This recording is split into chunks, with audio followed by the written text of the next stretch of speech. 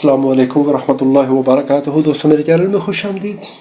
AC take MC3000 series की VFD drive पे आज हमारी ये दूसरी वीडियो है। इससे पिछली वीडियो में हमने इसको डिसअसेंबल किया था और देखा था कि इसको खोला कैसे जाए, इसके अंदर है क्या। तो खोलने से हमें मालूम हुआ कि एक इसमें ये पावर बोर्ड है, कीपैड है, कंट्रोल कार्ड है, आइसोलेशन बोर्ड है जो कि ऑप्टोकपलर्स हैं, हीट सिंक है। ये कुल कायनात है इसके अंदर। आज हम इसकी कंस्ट्रक्शन देखेंगे कि ये बना कैसे है। इस बोर्ड की कोल्ड टेस्टिंग करेंगे क्योंकि ये मेन बोर्ड है जो कि इनपुट पावर लेता है और हाई पावर स्विचिंग करने के बाद हमें आउटपुट देता है। इसमें जो भी प्रॉब्लम होगा वो डायरेक्टली पावर ऑफ या फ्यूज़ ट्रिप करवाएगा, उसके अलावा कुछ और नहीं करेगा। अगर कंट्रोल कार्ड में प्रॉब्लम होगा तो ये बोर्ड सेफ रहेगा, प्रॉब्लम वहाँ पे शो हो जाएगी, डिस्प्ले हो जाएगा। इसकी कोल्ड टेस्टिंग ज़रूरी है, उसकी कोल्ड टेस्टिंग नहीं है। वो थोड़े बहुत स्टेप हम चेक कर सकते हैं। नॉर्मली जो पावर बोर्ड है उसकी ट्रबल शूटिंग के लिए कोल्ड टेस्टिंग लाजमी होती है। इस VFD का मॉडल नंबर है M3450 और इनपुट इसकी 400 वोल्ट और 480 वोल्ट है। 3 फेज़ है, यानी डिफरेंट एरियाज़ में जहाँ पे काम करने के लिए 380 बेसिकली होती है, उसको लाइन स्वेलिंग के साथ 400 माना जाता है। जो 440 होती है उसकी लाइन स्वेलिंग 480 मानी जाती है। 50 हर्ट्ज़ और 60 हर्ट्ज़। तो आउटपुट इसकी 0 से लेके 400 वोल्ट या 460 वोल्ट और फ्रीक्वेंसी इसकी 0 से 120 हर्ट्ज़ तक हो सकती है। 3 फेज़।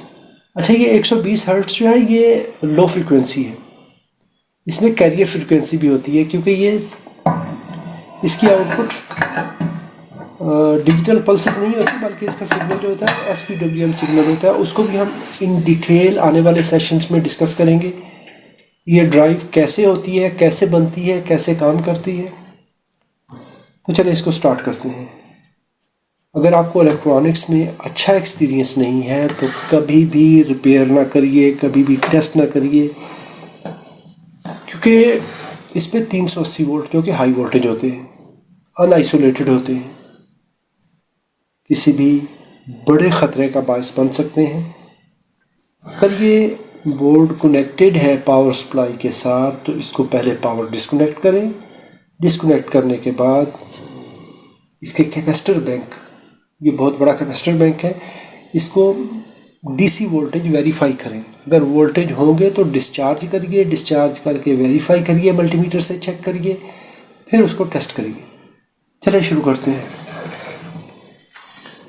बोर्ड को टच करने से पहले इस पे वोल्टेज देख लीजिए। DC वोल्टेज देखेंगे, इस पोर्शन में कोई वोल्टेज नहीं है।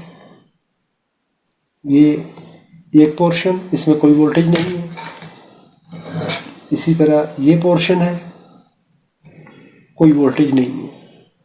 मैं तो अभी वैसे इसको टच कर रहा हूँ क्योंकि मुझे पता है कि मैंने इसको डिस्चार्ज किया हुआ है।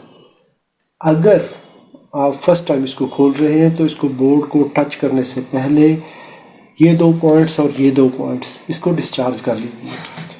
ये VFD हो या कोई भी हो जिसका यानी capacitor bank single capacitor bank वाला हो, सिंगल फेज़ हो या 3 फेज़ हो, तो उस पर जिस तरह का भी कैपेसिटर बैंक है हमेशा उसके कैपेसिटर बैंक को डिस्चार्ज करिए, वरना ये बहुत बड़ा ख़तरे का बायस बन सकती है। सबसे पहले इसका डिज़ाइन देख लें कि बोर्ड है किस तरह का। ये हैं 3 input terminal, line line line. एक इसमें ब्रिज रेक्टिफायर है यहाँ पे इसके NTC PTC थर्मिस्टर लगे हुए हैं। 2 पावर रजिस्टर यहाँ पे लगी हुई हैं। IPM है, ब्रिज रेक्टिफायर ये हो गया। 6 कैपेसिटर लगे हुए हैं। 2 ये डिस्क कैपेसिटर लगे हुए हैं। एक इसमें MOV लगा हुआ है, वरिस्टर लगा हुआ है, पावर सप्लाई सेक्शन है और ये करंट ट्रांसफार्मर है। एक रिले लगी हुई है। ये इसका सॉफ्ट स्टार्ट सर्किट है। पहले तो हम देख लेंगे इसकी कंटिन्यूटी के कहाँ कहाँ से लाइनें आ रही। तो देखिए इतना हाई पावर बोर्ड है तो जहन में आता है कि आम पावर सप्लाईज के अंदर तो फ्यूज़ होता है, वहाँ पे EMI सर्किट होता है, डिफरेंट किस्म की कॉइल्स होती हैं, सारी चीज़ें। यहाँ पे कुछ भी नहीं। वो इसलिए कि जो आम पावर सप्लाईज होती हैं वो लो वोल्टेज की होती हैं, लो पावर की होती हैं। यहाँ पे हाई पावर यानी 5 kVA या 3.7 किलोवाट, 3700 वाट इसकी आउटपुट है, तो बड़ी हैवी करंट है। तो इसलिए इसमें किसी किस्म का EMI नहीं होता। और इसमें चूँकि 3 फेज़ आउटपुट है और SPWM सिग्नल होता है, sinusoidal pulse width modulation signal होता है, और फ्रीक्वेंसी उसकी चेंज हो रही होती है, कम हो रही होती है, ज़्यादा हो रही होती है। तो यहाँ पर कोई EMI और वो चीज़ें नहीं होती। कंटिन्यूटी पे मल्टीमीटर रखा। L1 को देखेंगे तो यहाँ पे लगा हुआ है ब्रिज रेक्टिफायर। 5 पॉइंट है इसकी, AC1, AC2, AC3, और ये इसके DC लाइनें हैं, डायोड पॉजिटिव, डायोड नेगेटिव। ये वाला टर्मिनल ये आ रहा है AC1 टर्मिनल पे डायरेक्टली। नंबर 2 लाइन जो है वो यहाँ पे आ रही है और नंबर 3 यहाँ पे आ रही है। तीनों लाइनें हमारी इस जगह पे पहुँच गई। अगर ये पहुँच रही हैं तो ठीक, इनमें आपस में शॉर्ट सर्किट नहीं होना चाहिए। इसको बेहतर है कि आप डायोड पे सेट कर लें मल्टीमीटर को, तो ज़्यादा अच्छा होता है। यहाँ पे देखें आपको ओपन सर्किट मिल रहा है। अगर यहाँ पे कोई शॉर्ट सर्किट आपको मिलता है तो इसका मतलब है कि इसके ब्रिज रेक्टिफायर के डायोड शॉर्ट सर्किट हो सकते हैं। आपको AC1, AC2, AC3 इन टर्मिनल पे भी शॉर्ट सर्किट नहीं मिलना चाहिए। पॉजिटिव टेस्ट लीड को इसके पॉजिटिव टर्मिनल पे लगाएं, नेगेटिव को नेगेटिव पे लगाएं। कुछ रीडिंग दे के मल्टीमीटर ओपन हो जाएगा, OL हो जाएगा, तो ये अच्छी रीडिंग है। अगर यहाँ पे कंटिन्यूटी मिलती है तो इसका मतलब है या कोई कैपेसिटर शॉर्ट सर्किट है, या जो हमारा पावर स्विचिंग डिवाइस है, चाहे वो मॉसफेट बेस्ड है, ट्रांजिस्टर बेस्ड है, IGBT बेस्ड है, उसमें या तो उसके डायोड गए या उसके IGBT गए, कोई ना कोई चीज़ शॉर्ट सर्किट है। लेकिन ये कंडीशन ठीक है। रीडर रिवर्स करेंगे तो आपको 0.5, 0.6, 0.7 वोल्ट मिलेंगे। तो ये जो इसके आउटपुट स्टेज में पैरासिटिक डायोड होते हैं उसकी रीडिंग आपको मिल रही होती है। यानी ब्लैक लीड को जब आप कैपेसिटर के पॉजिटिव टर्मिनल पे लगाते हैं, रेड को नेगेटिव पे लगाते हैं, तो ये रीडिंग मिलेगी। अगर पॉजिटिव लीड पॉजिटिव टर्मिनल पे होगी, रेड लीड पॉजिटिव टर्मिनल पे होगी, ब्लैक नेगेटिव पे होगी, तो कुछ रीडिंग शो करके जो कि इन कैपेसिटर्स को चार्ज करवाती है, उसके बाद ये ओपन हो जाएगा। ये एक अच्छी इंडिकेशन है। चलिए इसको पेपर पे भी साफ सुथरा ड्रा कर लेते हैं। हमने कहा 3 लाइनें, 3 फेज, L1, L2, L3 तीनों आ गई हमारे ब्रिज रेक्टिफायर पे। ब्रिज रेक्टिफायर में बहुत सादा सी कॉन्फ़िगरेशन होती है।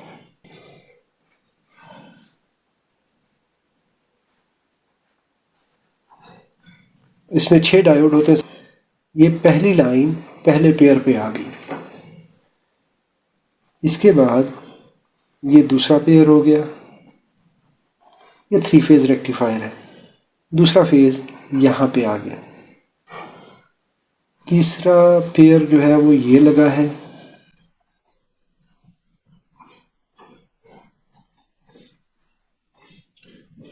ये पॉजिटिव टर्मिनल हो गया और ये नेगेटिव हो गया। कितने वोल्टेज हैं? अगर हम कहते हैं कि 380 या 400 वोल्ट होते हैं लाइन टू लाइन, इसको LL कहते हैं, या 440, 480 LL होंगे। तो DC वोल्टेज इतने की क्या होंगे? जो भी हमारे पास VLL √2 माइनस 2VD, तो इसको हम face to face rectifier check कर लेंगे कितने वोल्टेज होंगे। अगर हम कहते हैं कि 400 वोल्ट है हार्मोनिक समेत √2 करेंगे 565 -2 वोल्ट करेंगे 563 वोल्ट हमारी इन दो पॉइंट्स पे आएंगे। अगर हम कहते हैं कि 440 या 480 वोल्ट है तो उस सूरत में 480 कर लेते हैं, -2 VD कर लेंगे, दो डायोड के वोल्टेज, एक ये। तो 480 इसको 2 से करेंगे, √2 करेंगे और ये करने के बाद -2 वोल्ट करेंगे तो 676 वोल्ट बनेंगे। ये होंगे डीसी वोल्टेज। अगर ये एक ऑप्शन पे, लो ऑप्शन पे चलती है तो उस वक्त इसकी इनपुट ये होगी, अगर हाई ऑप्शन सेलेक्ट किया जाता है तो उस वक्त ये होगी। अभी यहाँ पे कैपेसिटर बैंक आ जाता है क्योंकि वोल्टेज जो है वो ब्रिज के बाद कैपेसिटर बैंक पे जाएंगे। यहाँ पे 6 कैपेसिटर हैं, 1 2 3, 1 2 3, एक इस साइड पे खाली, एक इस साइड पे खाली, नॉट कनेक्टेड है। तो ये हो सकता है कि नेक्स्ट मॉडल में भी अगर ये 3000 सीरीज़ है, 4000 सीरीज़ में अगर होगा वहाँ पे हो सकता है कि एक कैपेसिटर और होगा। तो हमारे इस सूरत में 3 कैपेसिटर लगे हुए हैं। अभी इनकी कॉन्फ़िगरेशन क्या है, नेगेटिव ये एक साइड पे हैं, इनके नेगेटिव इस साइड पे हैं। इनको अगर रियर साइड पे देखेंगे, ये पॉजिटिव टर्मिनल यहाँ से चलता है तो देखें ये 4 कैपेसिटरों के पॉजिटिव टर्मिनल पर यहाँ तक आ जाता है। लेकिन ये पॉजिटिव टर्मिनल अगर देखें तो फिर ये इस साइड पे आ रहा है, इस साइड पे इस कैपेसिटर का नेगेटिव है, यानी इसका पॉजिटिव इसके नेगेटिव पे आ रहा है। तो ये सीरीज में आ गए, ये कैपेसिटरों के पॉजिटिव टर्मिनल इकट्ठे हो गए, ये पॉजिटिव इकट्ठे हो गए इस कैपेसिटर के नेगेटिव टर्मिनल पे, और ये पॉजिटिव इकट्ठा होके इस जगह पे आ गया। ये ब्रिज रेक्टिफायर का पॉजिटिव टर्मिनल ये यहाँ पे आ रहा है और नेगेटिव टर्मिनल जो है वो नेगेटिव टर्मिनल यहाँ पे पहुँच रहा है। यहाँ से फिर एंटीसीज से गुजरने के बाद ये इस जगह पे नेगेटिव टर्मिनल आएगा, इसको भी देखते हैं। तो पॉजिटिव टर्मिनल इन कैपेसिटर्स के जो अंदर वाली साइड पे पॉजिटिव टर्मिनल है ये वाला इस पे पहुँच रहा है। ये 3 कैपेसिटर मैंने बोला पॉजिटिव इकट्ठे हो गए, नेगेटिव इकट्ठे हो गए। इसी तरह दूसरा बैंक लग गया, 3 का सेट। भी यहाँ पे एक और चीज़ आ जाती है, यहाँ पे कंपोनेंट लगा हुआ है 125003। ये 3 ओम का एनटीसी या पीटीसी लगा हुआ है, 2 लगे हुए हैं सीरीज में, और इनके पैरेलल में ये वाली रिले लगी हुई है। इस रिले की वाइंडिंग कंट्रोल होती है पावर सप्लाई से। वो जब पावर सप्लाई ये वाली ऑन होगी तो ये बाहर वाला ट्रैक आके इसकी इस वाइंडिंग को यहाँ पे ऑन करवाएगा, उसको हम बाद में देखते हैं। वोल्टेज चले यहाँ पे आ गए पॉजिटिव, नेगेटिव देखें तो यहाँ पे आ गए, और ये स्लोली चार्ज होंगे इस एनटीसी या पीटीसी की वजह से, थर्मिस्टर की वजह से। इन कैपेसिटर्स की जो वैल्यू है ये है 390 माइक्रोफैराड, 400 वोल्ट। जब 3 कैपेसिटर पैरेलल में हैं, 390 को 3 से मल्टीप्लाई कर लें तो 1170 माइक्रोफैराड हो जाएंगे 3 कैपेसिटर्स की वैल्यू। ये 3 कैपेसिटर 1170 के हो गए। इसी तरह ये भी 390 माइक्रोफैराड, 400 वोल्ट, और टोटल कैपेसिटेंस हो जाएगी 1170 माइक्रोफैराड। टोटल कैपेसिटेंस यहाँ से लेके यहाँ तक हो जाएगी 1170 को 2 से डिवाइड करेंगे तो 585 माइक्रोफैराड हो जाएगी कैपेसिटेंस। लेकिन वोल्टेज ये 400 और ये 400, 800 वोल्ट। तो ऐसा क्यों किया? क्योंकि हमने कहा कि जो लो ऑप्शन है 380 वाला या 400 वोल्ट, जब लाइन टू लाइन होंगे, फेज़ टू फेज़ वोल्टेज होंगे तो 563 वोल्ट बनते हैं। नॉर्मल जो पोलराइज कैपेसिटर होते हैं वो 400 वोल्ट 450 वोल्ट में होते हैं। तो इससे ज़्यादा जो है वो बहुत कम कैपेसिटर होते हैं, हाई वोल्टेज वाले पोलराइज कैपेसिटर ये वाले। वोल्टेज की वैल्यू बढ़ाने के लिए कैपेसिटर सीरीज़ में लगाए गए, कैपेसिटेंस बढ़ाने के लिए पैरेलल में लगाए गए। अगर ये वाला ऑप्शन होगा तो 676 वोल्ट तो वैसे बन रहे हैं, तो इसलिए यहाँ पर ये कैपेसिटर बैंक इसलिए लगाया गया कि वोल्टेज बढ़ाए जाए तो सीरीज़ में कर दिए, कैपेसिटेंस बढ़ाई जाए तो ये ऑप्शन लिया गया। इसके बाद इनके पैरेलल में ये 62K की रजिस्टर लगी है, एक ये। इसको ब्लीडर रजिस्टर भी कहा जाता है, दो काम करती है ये यहाँ पे लगी हुई है और दूसरी का एंड यहाँ पे लग के इसके पैरेलल में लगा हुआ। जैसे ही पावर रिमूव करेंगे एक तो ये इन कैपेसिटर्स को डिस्चार्ज करवाएगी और दूसरा इसका काम है बैलेंसिंग रजिस्टर। इन कैपेसिटर्स के अंदर अगर कोई वोल्टेज की कमी बेशी होती है, स्पाइक्स की वजह से, हार्मोनिक्स की वजह से, नॉइज़ की वजह से, कंडक्शन की वजह से, तो इनको ये बैलेंस करवाएगी। इन कैपेसिटर पे वोल्टेज जो है वो बैलेंस होते रहेंगे और ये नॉइज़ को भी, रिपल्स को भी कम करवाने में मदद करेगी। फिर इसके बाद इन कैपेसिटर्स की प्रोटेक्शन के लिए एक ये डिस्क कैपेसिटर लगा है जो कि टी कपलिंग कैपेसिटर भी कहा जा सकता है। तो इस पे लिखा हुआ है CM1। CM ये सिरामिक डिस्क कैपेसिटर की मार्किंग है, इंडिकेट करता है कि ये सिरामिक डिस्क कैपेसिटर है। 1M ये 1 माइक्रोफैरड 20% प्लस माइनस टॉलरेंस है। 1 kV 1000 वोल्ट और E इसका टेम्परेचर कोएफिशिएंट होता है। और इसी तरह के कैपेसिटर की एक और मार्किंग भी होती है CM, वो तो हो गया सिरामिक डिस्क कैपेसिटर है। 1M होता है 100 पिकोफैरड के लिए। अभी ये पता नहीं ये 100 पिको का है या 1 माइक्रो का है, जो भी होगा। तो जहाँ पे ये 100 पिको का होगा 1000 वोल्ट में होगा। E जो होती है वो प्लस माइनस 0.5 पिकोफैरड टॉलरेंस होती है, वो बहुत टाइट टॉलरेंस में होता है। अभी ये पता नहीं ये क्या है, यानी 1M 1 माइक्रो भी हो सकता है, 100 पिको भी हो सकता है। इसके बाद इस पूरे कैपेसिटर बैंक को हाई वोल्टेज से बचाने के लिए ये लगा हुआ है एक MOV वरिस्टर। ये पूरे इस लाइन को बचाने के लिए ये नॉन लीनियर रजिस्टर लगी है। इस पे लिखा है TNR 12G 911 KM। ये पॉजिटिव नेगेटिव के दरमियान लगा है। ये है हाई वोल्टेज प्रोटेक्शन के लिए।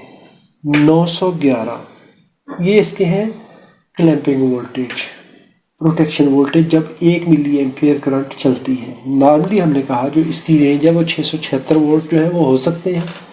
अगर उसमें लाइन स्वेलिंग आती है, उसमें वोल्टेज बढ़ जाते हैं, तो वो वोल्टेज अगर 910 वोल्ट पे पहुंचेंगे क्लैंपिंग वोल्टेज, उस वक्त यहाँ से करंट फ्लो करवा के बाकी सर्किट को प्रोटेक्ट करवाएगा। ये खुद भी शॉर्ट सर्किट हो सकता है। तो 12 इसका डिस्क साइज है, G इसका जनरल पर्पस है। 911 9 1 और 1 0 910 वोल्ट हो जाएंगे, टॉलरेंस हो जाएगी। तो TNR सीरीज नेम है कि ये थर्मिस्टर है। इसके साथ यहाँ पे लगा हुआ है नाना LX10 करंट ट्रांसफार्मर। ये जितनी भी करंट फ्लो हो रही होगी उसको मेजर करके उसकी वैल्यू माइक्रो कंट्रोलर को बताएगा इस कनेक्टर के ज़रिए। इसके बाद यहाँ पे एक पावर सप्लाई लगी है। जब यहाँ पे कैपेसिटर बिल्ट होना शुरू हो जाएंगे उस वक्त ये सप्लाई ऑन होती है एक ख़ास लेवल पे पहुँच के। एक तो ये क्या करेगी, इस रिले को ऑन करवाएगी। इसके ऑन होने से ये वाले जो थर्मिस्टर हैं ये बाईपास हो जाएंगे और जो रेटेड करंट है, फुल करंट है, वो कैपेसिटरों को मिलेगी और नेक्स्ट सर्किट को हमें मिलेगी। यहाँ से हमें पॉजिटिव वोल्टेज और नेगेटिव वोल्टेज ये दो चीज़ें मिल गई। ये आ जाएंगे अभी IPM पे, इंटेलिजेंट पावर मॉड्यूल पे। ये लगा है इस जगह पे। पॉजिटिव वोल्टेज ये वाले यहाँ पे आ गए, नेगेटिव ये यहाँ पे आ गए। इसकी आउटपुट हमें मिलेगी UVW के नाम से हम कह सकते हैं, यहाँ पे T1, T2, T3 कह सकते हैं। तो इसकी इनपुट्स, ये कंट्रोल सिग्नल SPWM सिग्नल जो है वो माइक्रो कंट्रोलर से आएगा। यहाँ से हम सप्लाई का सिग्नल, DC वोल्टेज का सिग्नल, करंट का सिग्नल ये देंगे माइक्रो कंट्रोलर को। माइक्रो कंट्रोलर हमारी कमांड लेके इस कीपैड से, जब इसको ऑर्डर मिलेगा, जब इसको आप कमांड देंगे कि पावर ऑन हो जाओ, उस वक्त ये 6 सिग्नल बना के यहाँ से फीड करेगा इस बोर्ड को। ये आइसोलेट करेंगे, ऑप्टो कपलर लगे हुए हैं।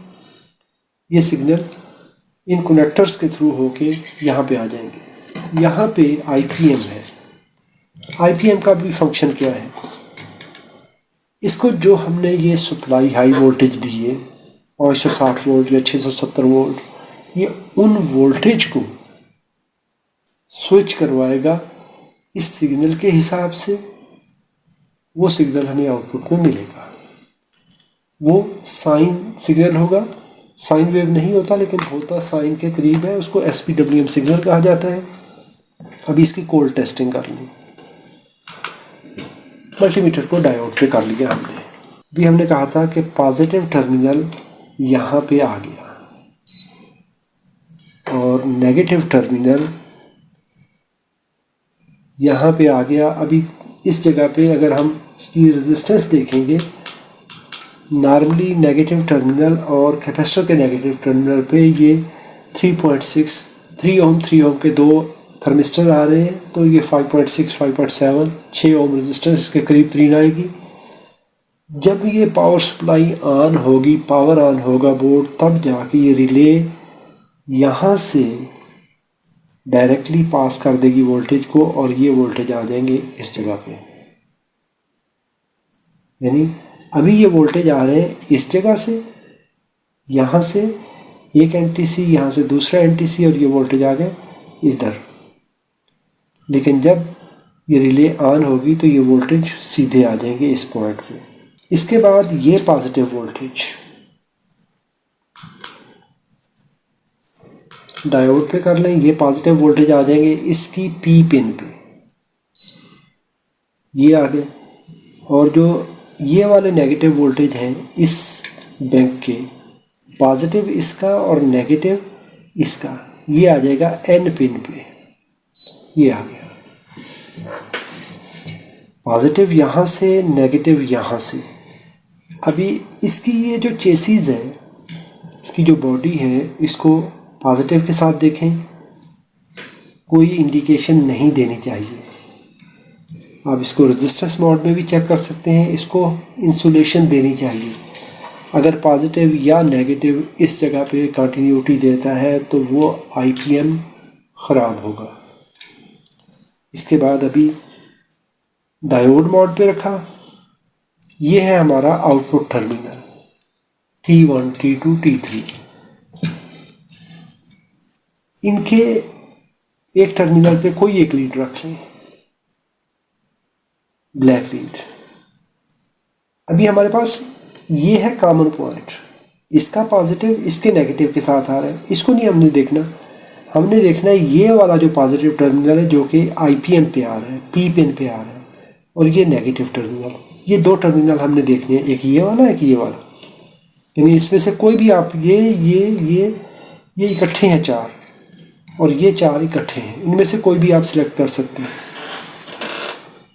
आउटपुट टर्मिनल पे लगाया इसको। हाँ, एक ये भी देख लें, ये वाली पिन आ रही है हमारी इस पॉइंट पे। इसकी ये 3 पिने हैं, 2 पिने सप्लाई पिने हैं, पॉजिटिव वोल्टेज, नेगेटिव वोल्टेज, और ये इसकी UVW आउटपुट है। ये आ गई और ये आ गई। इसी तरह ये पिन यहाँ पे आ जाएगी। अभी आप एक लीड इधर लगाएंगे और एक को नेगेटिव टर्मिनल पे लगा देंगे, रेड लीड को, तो हमें एक डायोड मिला। यहाँ पे कुछ रीडिंग देके ओपन सर्किट हो गया, तो ये अच्छी इंडिकेशन है। रेड लीड नेगेटिव टर्मिनल पे लगाने से एक डायोड मिला, यहाँ पे ओपन हुआ। लीडें रिवर्स कर लें इसी जगह पे। यहाँ पे हमें कोई रीडिंग नहीं मिली थी, ओपन हो गया था, लेकिन अभी इस पे एक डायोड मिलेगा। पहले इसके और इसके दरमियान में डायोड मिलेगा, लेकिन लीडें रिवर्स करने से यहाँ पे वही रीडिंग दे के ओपन हो जाएगा। तो ये अच्छी इंडिकेशन है।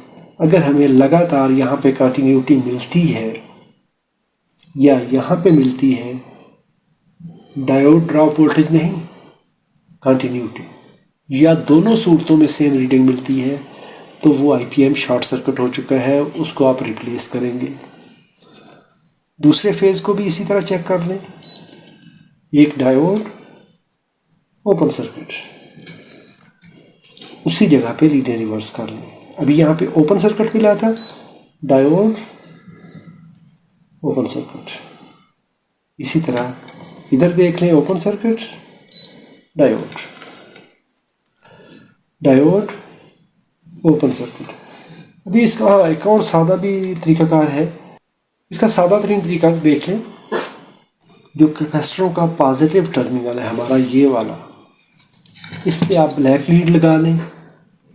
एक एक UVW पे आपको डायोड मिलेगा, ठीक इंडिकेशन है। इसी लीड को आप इस जगह पे ले आए, तो यहाँ पे आपको रीडिंग मिलेगी, ओपन हो जाएगा। तो ये एक अच्छी इंडिकेशन है। पहले यहाँ पे डायोड मिला था, अभी यहाँ पे मिलना चाहिए। डायोड, डायोड, डायोड, यहाँ पे ओपन, ओपन, ओपन। तो ये इंडिकेशन ठीक है। किसी भी VFD के अंदर, किसी इन्वर्टर के अंदर, किसी हाई पावर बोर्ड के अंदर, चाहे वो इन्वर्टर AC का है जहाँ पे IPM है, अगर इस तरह से उसके वोल्टेज ब्लॉक होते हैं, यानी एक तो आपको यहाँ पे शॉर्ट सर्किट नहीं मिलना चाहिए।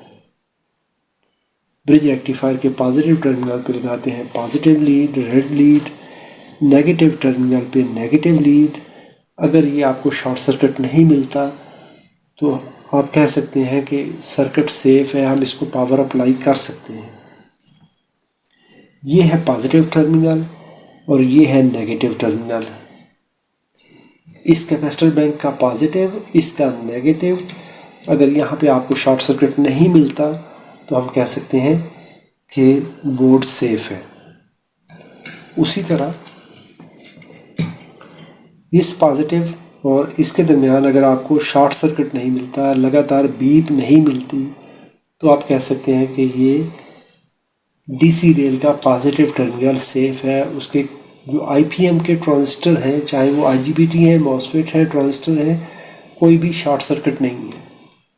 इसी तरह अगर ये नेगेटिव साइड यहाँ पे डायोड दे रहे हैं, डायोड की बजाय अगर शॉर्ट सर्किट मिलता है तो वो दोनों डायरेक्शन में हो सकता है, नेगेटिव में भी पॉजिटिव में। या लीडें इधर लगाए, इधर लगाए, अगर लगातार बीप आती है तो वो IPM शॉर्ट सर्किट होगा, तो वो काम नहीं करेगा।